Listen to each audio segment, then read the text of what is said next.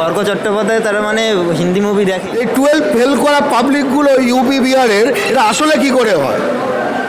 Cinema একটা জিনিস, আর বাস্তবে সিনেমার আংশিক উঠে এসছে যে 12 ফেল করেও সে ডাক্তার হতে পারে। সেটা ওই বিহারের 12 পাস, ইউপির 8 পাস, আর রাজস্থানের ঠিক আছে ঘাপলা পাস, এরা হবে? নাকি আমাদের রাজাবাজার সায়েন্স কলেজ থেকে পাস, নাকি বালিগঞ্জ সায়েন্স কলেজ থেকে? বিহারের যে রাজ্য সরকারি যে বিষয়গুলো সেগুলো বাঙালির হাতে দিয়ে দিক, আমরা একদম বলছি না। তোরা তোদের মতো কর, 12 পাস, 8 পাস, 6 পাস, যাকে ইচ্ছে তোরা ডাক্তার বান। দুর্নীতিগুলো হয়েছে, দুর্নীতি বলবো না, এটা নীতি তাদের, এই জন্যই তারা করেছে। এটা ভুল করে বেরিয়ে গেছে এরকম নয়, এবার প্রকাশ হয়ে গেছে। মানসিকভাবে সুস্থ থাকাটা আপনার অধিকার। বেশি রাগ, দুঃখ, হতাশা, ভয়, অবসাদে মানসিক অসুস্থতার মধ্যে আনন্দ ফিরে পেতে আজই চিকিৎসা করুন। অনলাইনে কাউন্সেলিং এর সুযোগ রয়েছে। Get your mind's best friend doctor B G. Dastidar. স্ক্রিনে দেওয়া নম্বরে যোগাযোগ করুন। দীর্ঘদিন ধরে সন্তানহীনতার সমস্যাতে ভুগছেন? আর দেরি না করে আজই চিকিৎসা করান। ভারতের অন্যতম প্রধান সারির আইভিএফ চিকিৎসক এবং গবেষক ডক্টর সুদর্শন ঘোষ দস্তিদারের থেকে 40 বছরের অভিজ্ঞতা আপনার সমস্যা সমাধান করবেই। স্ক্রিনে দেওয়া নম্বরে যোগাযোগ করুন। আমি দুর্জয় এবং আপনারা দেখছেন আইএন নিউজ। আমাদের সঙ্গে আজ অতিথি হিসেবে উপস্থিত আছেন গর্গ চট্টোপাধ্যায়, বাংলা পক্ষের সাধারণ সম্পাদক। গর্গদা, প্রথমেই আপনাকে আইএন নিউজে অনেক অনেক স্বাগত এবং আমাদের যে সময় দিচ্ছেন আপনি, সেজন্য আপনাকে অনেক অনেক ধন্যবাদ জানাই। একজন বাঙালি ছেলে অনেক অধ্যাবসা করে একখানা ইউটিউব চ্যানেল দাঁড় করাচ্ছে, বাংলা পক্ষ সবসময় পাশে থাকবে। অনেক অনেক ধন্যবাদ। আজ আমরা যে জায়গাটায় দাঁড়িয়ে আছি সেটা হচ্ছে উত্তর 24 পরগনার বাগুইআটি অঞ্চলে। আপনাদের এখানে জেলা সম্মেলন হচ্ছে, এমন একটা সময় জেলা সম্মেলন হচ্ছে যে লোকসভা নির্বাচন হয়ে গেছে এবং বিধানসভা নির্বাচন এখন অনেকটা দূরে। এই সময় জেলা সম্মেলনগুলো সাধারণত আমরা দেখি যে ভোটের আগে হয়ে গেছে। জেলা সম্মেলন বা নির্বাচনের পরে যে সম্মেলনগুলো হয় সেগুলো ভোট পরবর্তী অ্যানালিসিস হয়, কিন্তু যেহেতু বাংলা পক্ষ ভোটে দাঁড়াচ্ছে না, তো ভোটের পরে জেলা সম্মেলন, এর কারণটা কি? রাজনৈতিক দলগুলো ভোট দিয়ে মানুষ চেনে, ঠিক আছে? ভোট হলো, পরের যখন ভোট হবে তার আগে অ্যাক্টিভ হবে। কিন্তু বাংলা পক্ষ ভারতে বাঙালির অধিকার আদায়ের জাতীয় সংগঠন, দুটো ভোটের ডেটের মাঝখানে যে দিনগুলো, তখন বাঙালির পাশে থাকে বাংলা পক্ষ।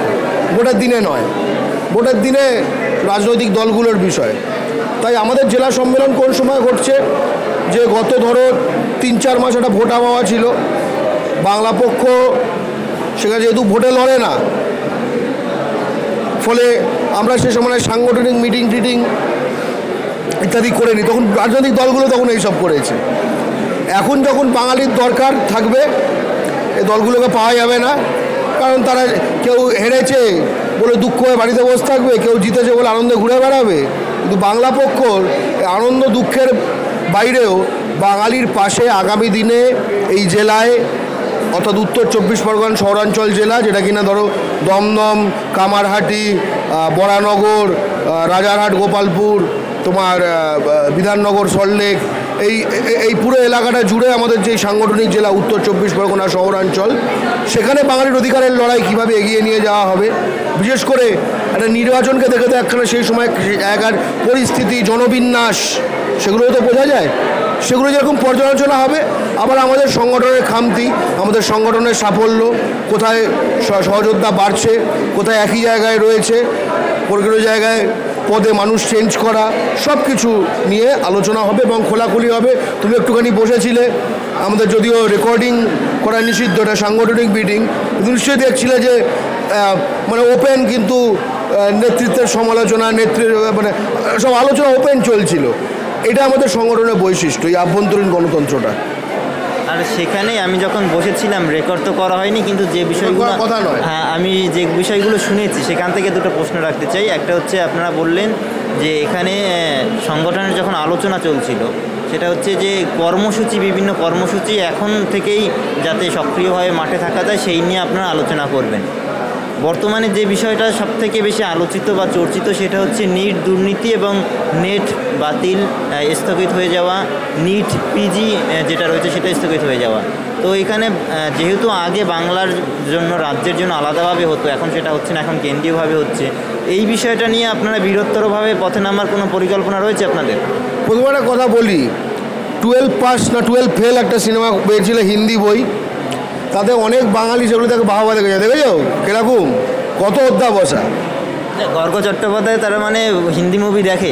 না, এগুলো সম্বন্ধে আমি ফেসবুকে জানি। আমার এত দুরবস্থা হয়নি একটা বাঙালি জাতির লোকের যে আমি এখন হিন্দি বই দেখব, ঠিক আছে? এত আমার দুরবস্থা হয়নি। রবীন্দ্রসঙ্গীতের জাতির মানুষের এত দুরবস্থা হয়নি যে লালে পাপ লাগেলু শুনবে, ঠিক আছে? যারা হীনমন্যতায় ভোগে সেই সব বাঙালিদের জন্য ওইগুলো।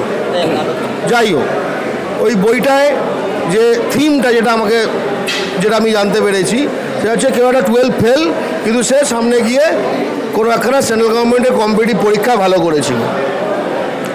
তো এইবার এগুলো প্রকাশ হয়ে গেল, এই 12 ফেল করা পাবলিকগুলো ইউপি বিহারের, এটা আসলে কি করে হয়?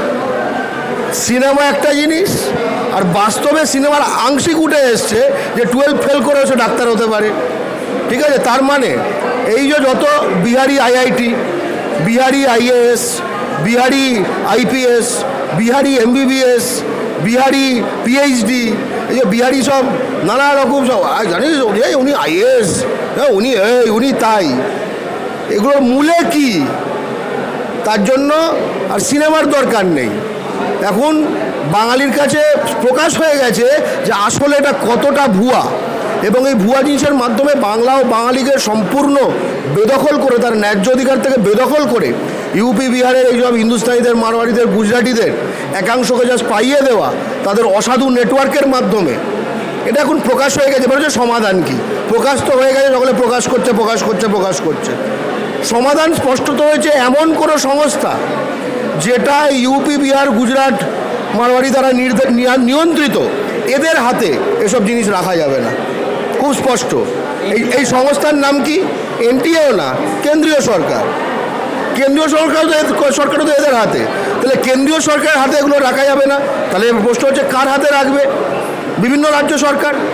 আমরা বলছি না যে বিহারের যে রাজ্য সরকারি যে বিষয়গুলো সেগুলো বাঙালির হাতে দিয়ে দিক, আমরা একদম বলছি না। তোরা তোদের মতো কর, 12 পাস, 8 পাস, 6 পাস, যাকে ইচ্ছে তোরা ডাক্তার বানা ভাই, ঠিক আছে? কিন্তু আমাদের এখানে আমরা কিন্তু আমাদের ভবিষ্যৎ, আমাদের বর্তমান এবং ভবিষ্যৎ মেধাবী প্রজন্মকে আমরা এরকম বিপদের মুখে ঠেলে দিতে পারি না। ইউপি বিহার গুজরাট রাজস্থান কন্ট্রোল একখানা সিস্টেমে আমার পয়সা দিয়ে আমার মেডিকেল কলেজে ভর্তি হবে এখানকার ক্রিমিনালরা, এটা আমরা মানব না। নেট যে পরীক্ষাটা হচ্ছে আগামী দিনে যারা গবেষক হবে, অধ্যাপক হবে, সেটা যখন নির্ধারিত হবে, সেটা ওই বিহারের 12 পাস, ইউপির 8 পাস, আর রাজস্থানের, ঠিক আছে, ঘাপলা পাস, এরা হবে? নাকি আমাদের রাজাবাজার সায়েন্স কলেজ থেকে পাস, নাকি বালিগঞ্জ সায়েন্স কলেজ থেকে পাস, নাকি যাদবপুর বিশ্ববিদ্যালয় থেকে পাস? কারা হবে? বাঙালি এখন বাস্তবতা 12 ফেল চাই না যাদবপুর বিশ্ববিদ্যালয়ের পাস চাই, ঠিক আছে? এবং একই সঙ্গে এই লড়াই কিন্তু একখানা বৃহত্তর দার্শনিক লড়াই। একখানা জায়গায়, একখানা যুক্তরাষ্ট্রে নির্ধারণ ক্ষমতা কার হাতে থাকা উচিত? রাজ্যের হাতে না কেন্দ্রের হাতে? রাজ্যের হাতে। যাদের আমরা কলার টিপে ধরতে পারি। কেন্দ্র যেই ধরো এই নিট দুর্নীতি করেছে, নিট ইউজি পিজি দুটোই, তারপরে যে তোমার ধরো নেটে করেছে, তার মানে বোঝা যাচ্ছে আইএএস ওই সব জালিভাবে হয়। তা নাহলে হয় কখনো যেসব রাজ্যগুলো তোমার শিক্ষার জন্য সবচেয়ে পিছিয়ে, তারা হচ্ছে হঠাৎ কেন্দ্রীয় সরকার পরীক্ষা নিলে তারা হাইফাই করতে শুরু করে। বিহার ইউপিতে কী দেখবে? তাদের ধরো কী মনে হলো আমাদের বিহার ইউপিতে যেন কোনো ঐশ্বরিক ক্ষমতা আছে, যেন বিশেষ কোনো একটা ক্ষমতার অধিকারী, তারা অতিমানবীয় ক্ষমতার অধিকারী, ঠিক আছে? যে তারা সেন্ট্রাল গভর্নমেন্ট পরীক্ষা নিলেই তারা মেধা খুঁজে পাওয়া যায়। আমরা বিহার ইউপিতে যখন পরীক্ষা হয় তখন অতিমানবীয় ক্ষমতা দিয়ে যে পরীক্ষা নেওয়া হয়, এটা আমরা দেখেছি। একটা অতিমানবের নাম বলি, স্পাইডারম্যান, ঠিক আছে? তুমি দেখেছো বিহার ইউপিতে যখন পরীক্ষার হল হয়, হল বেয়ে বেয়ে ওঠে, এরকম দেয়াল বেয়ে বেয়ে, স্পাইডারম্যান অতিমানবীয় একখানা তার একটা চরিত্র রয়েছে। তারপরে সে সেখানে চিট ফিট ফেলছে, এই করে সব এখানে এখন এই যে এখানে সব ডিজিপি, চিফ সেক্রেটারি হয়ে সব বসে যাচ্ছে, ঠিক আছে? সব স্পাইডারম্যানের সব এলাকা থেকে আসা।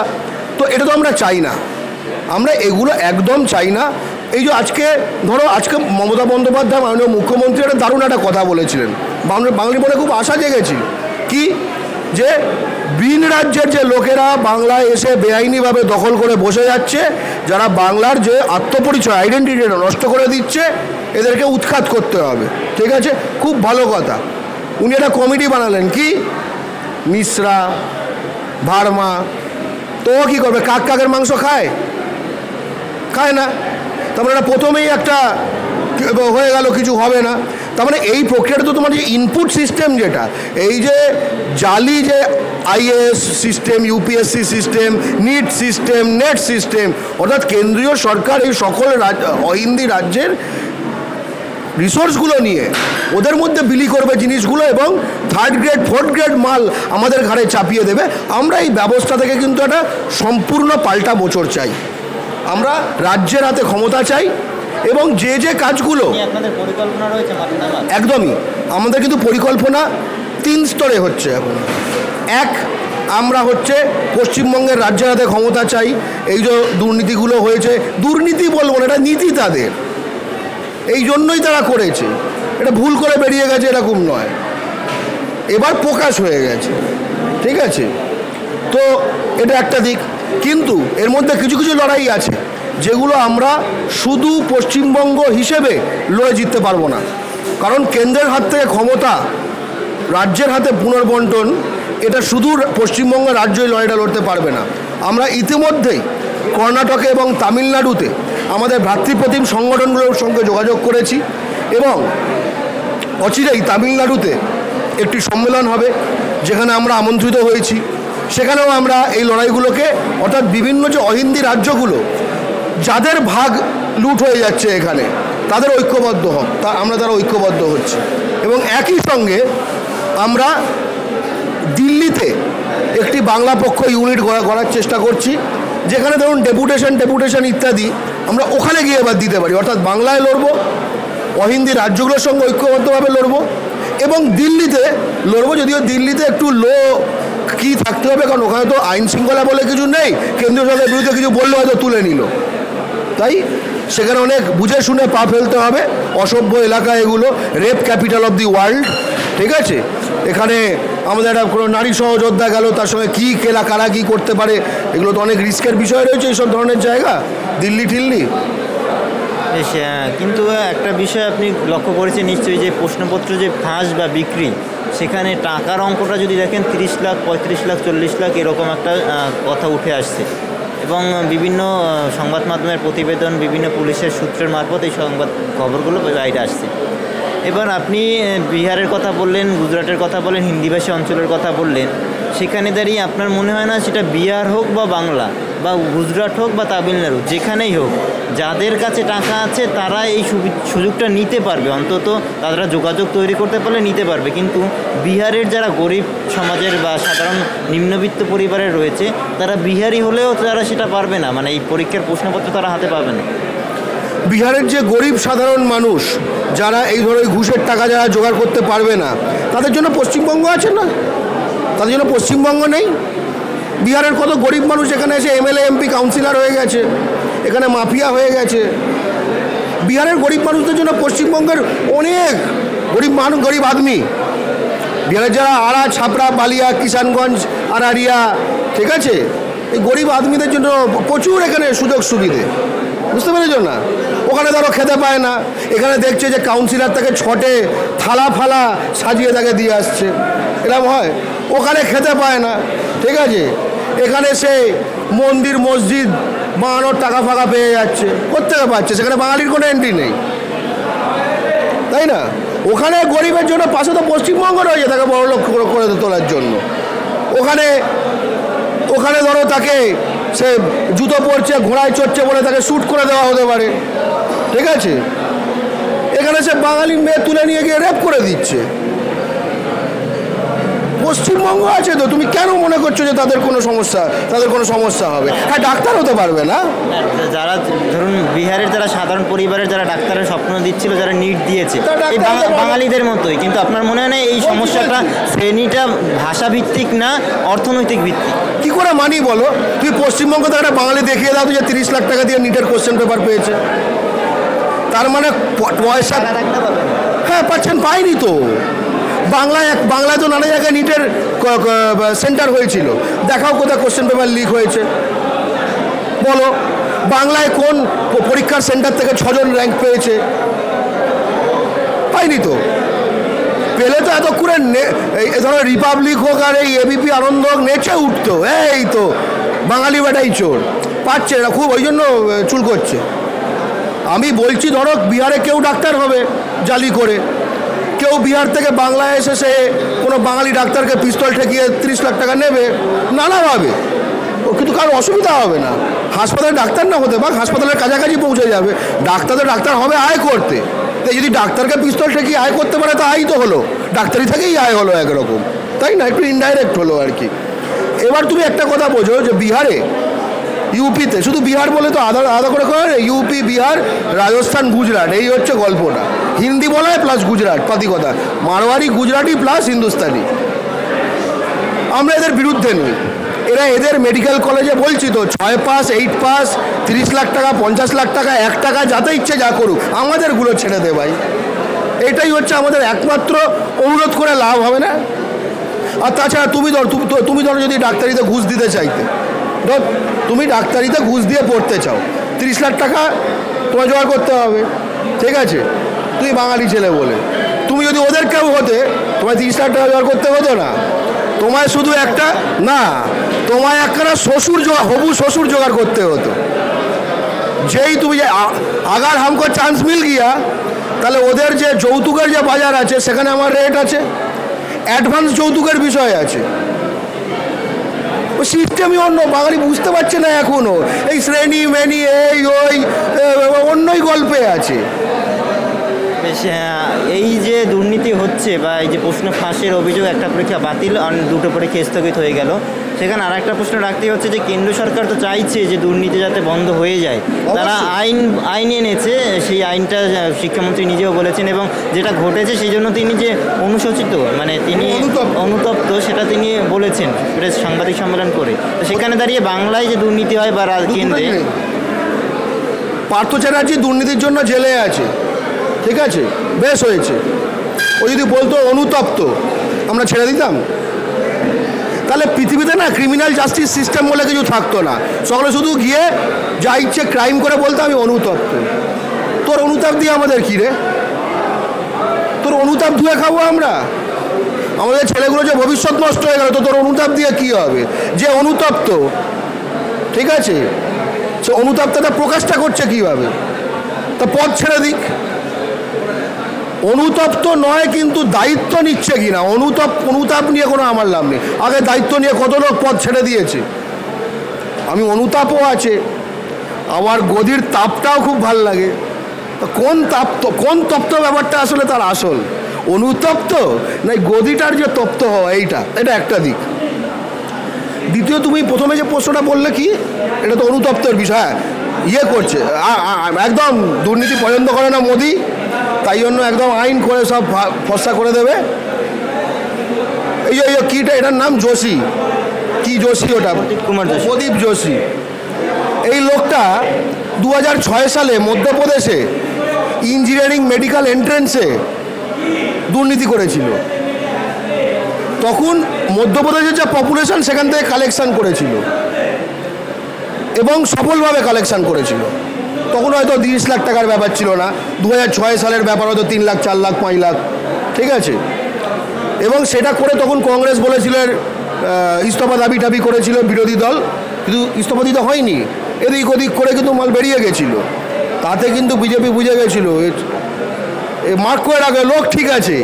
ফলে যখন এনটিএ তৈরি হলো, সারা ভারতে যখন 140 কোটি মানুষ এবং তাদের স্বপ্ন সেটা নিয়ে কেনা বেচা করতে হবে, অনেক বেশি কালেকশন করা যাবে, আর এখন তো ধরো 30 লাখ টাকা করে বলছো, তো তার জন্য কে যে বিএসসি পাস করেছে তাকেই না এমএসসিতে বসানো হবে। তো মধ্যপ্রদেশে বিএসসি পাস করে গেছে সে 2006 সালে, এবার ওকে এনটিএ করে এমএসসিতে বসিয়ে দিয়েছে যাতে আরও ভালো কালেকশন করতে পারে। আমি আবার বলছি, এত সরল থেকো না বাঙালি, ঠিক আছে। ধরো এই যে এনটিএ চেয়ারম্যান, ধরো প্রাথমিক শিক্ষা সংসদ, এই যেটা প্রাথমিকের দুর্নীতি টেটের, এটার হেডকে দুর্নীতি প্রকাশ হয়ে যাওয়ার পরে যদি বলতো আচ্ছা খুব দুর্নীতি হয়েছে, একদম দুর্নীতি বরদাস্ত নয়, এই দুর্নীতি করেছিল যে সংস্থা তার হেডকে আমি অ্যাপয়েন্ট করলাম, সে দুর্নীতি তদন্ত করবে, কি হতো? লোক হাসানো হতো, তাই তো। তো মোদি তো কদিন আগে একেই দুর্নীতি তদন্ত করতে ইয়ে করেছিল। এরা একটা বেনিয়া গভর্নমেন্ট ক্যাপচার করে নিয়েছে, হুসহাস করবে। বাঙালিকে টার্গেটে রাখতে হবে যে ভাই আমার ভাগটা আমাকে বুঝিয়ে দাও। তারপরে বিহারে, গুজরাটে, যেখানে তোমরা যা ইচ্ছে করো ভাই, আমাদেরটা যেন আমাদের থাকে, তোমরা ওখানে যা ইচ্ছে করো। সেখানে প্রদীপ যোশী হোক, ঠিক আছে, সেখানে অনুতপ্ত হোক, সেখানে নতুন নতুন করে আরও নতুন টিম, নতুন আইন, যা ইচ্ছে করুক ভাই, আমাদের সিটগুলো বাদ দাও, আমাদের ছেলেমেয়েদের ভবিষ্যৎগুলো বাদ দাও, তোমাদের যত এক্সপেরিমেন্ট ওখানে করো, আমাদের না। আবার সে কারণে বাংলা পক্ষ বারবার বলে যে সভ্যের কাজ নয় অসভ্যকে সভ্য করা, সভ্যের কাজ হলো অসভ্যতার থেকে সভ্যতাকে রক্ষা করা। অনেক অনেক ধন্যবাদ গর্গ চট্টোপাধ্যায়, এতক্ষণ আমাদের সঙ্গে ছিলেন। গর্গদা, আইএন নিউজকে সময় দেওয়ার জন্য আরও একবার আপনাকে ধন্যবাদ জানাই। একদম। এবং আপনারা চ্যানেলটি দেখছেন, মাথায় রাখবেন তারা একটি বলিষ্ঠ চ্যানেল। কেন এই কথাগুলো বলছি? সে অন্যান্য নানা মতামত এই চ্যানেলে দেয়, দেখবেন, মানে তার যে যাদের যাদের ইন্টারভিউ করে। কদিন আগে স্বাস্থ্য ভবনে ডোমিসাইল বি বাতিলের দাবিতে, নিট বাতিলের দাবিতে, অর্থাৎ বহির্রাজ্য থেকে ডোমিসাইল বি দিয়ে যে ঢুকে যায় যে ক্রিমিনালরা ইউপি বিহারের, তাদেরকে আটকানো, আমাদের রাজ্য কোটা থেকে আটকানো, নিট বাতিলের দাবিতে, এবং পুনর্বার মেডিকেলকে জয়েন্ট এন্ট্রান্সে ফেরত আনা, পশ্চিমবঙ্গ জয়েন্ট এন্ট্রান্সে ফেরত আনা, এর দাবিতে আমরা স্বাস্থ্য ভবন অভিযান করেছিলাম। এই যেরকম আইএন নিউজ এসেছিল দুর্জয়, একই সঙ্গে কিন্তু এবিপি এসছিল, একই সঙ্গে 24 ঘন্টা এসছিল, একই সঙ্গে TV9 এসছিল। এই বাঙালি মালিকানাধীন বহিরাগত বস না থাকা ছেলেটির সঙ্গে তাদের তফাৎ হচ্ছে, এ কী মতামত নিয়েছিল সেটা দেখিয়েছিল, আর এবিপি, TV9 আর এই 24 ঘন্টারা বুম ধরেছিল, রেকর্ডিং করেছিল, টিভিতে দেখানোর সাহসটা হয়নি। তাই সাহসী মিডিয়ার পাশে থাকুন, বহিরাগতদের তাবেদার দালাল দাস মিডিয়ার পাশে থাকবেন না। টিভি চ্যানেল দেখা বন্ধ করুন, ইউটিউব চ্যানেল দেখুন। মানসিকভাবে সুস্থ থাকাটা আপনার অধিকার। বেশি রাগ, দুঃখ, হতাশা, ভয়, অবসাদে মানসিক অসুস্থতার মধ্যে আনন্দ ফিরে পেতে আজই চিকিৎসা করুন। অনলাইনে কাউন্সেলিং এর সুযোগ রয়েছে। Get your mind's best friend, doctor BG Dastidar. স্ক্রিনে দেওয়া নম্বরে যোগাযোগ করুন। দীর্ঘদিন ধরে সন্তানহীনতার সমস্যাতে ভুগছেন? আর দেরি না করে আজই চিকিৎসা করান। ভারতের অন্যতম প্রধান সারির IVF চিকিৎসক এবং গবেষক ডক্টর সুদর্শন ঘোষ দস্তিদারের থেকে 40 বছরের অভিজ্ঞতা আপনার সমস্যা সমাধান করবেই। স্ক্রিনে দেওয়া নম্বরে যোগাযোগ করুন।